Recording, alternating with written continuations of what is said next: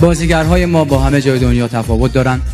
شما می‌بینید در هالیوود مثلا براد پیت و انجلینا جولی اول بچه دار شدن، بعد با هم زندگی کردن، بعد ازدواج کردن، بعد نامزد کردن، بعد با هم آشنا شدن، تازه که ببینید که فهمیدن که چی به چی بره.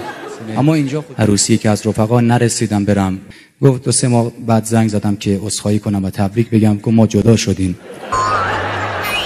گفتم که عجب روزگاری شده، ما خاله خاله بازی میکردیم بیشتر طول میکشید زندگیمون تو دوران خاله خاله بازی تا این روزگاران که سالیان ساله که ما در روزی به نام 13 بدر به رسم یک سنت قدیمی دخترانمون میرن در دل طبیعت سبزه گره میزنن که این بخت لامصب باز بشه. اما بعضیا همینو دقت ندارن چی گره میزنن، برای چه نیتی. دختره میگه پارسال دوست من اشتباهی یونجه گره زده، یه الاغی گیرش اومده، نمیتونه از دستش خلاص شه. چرا دقت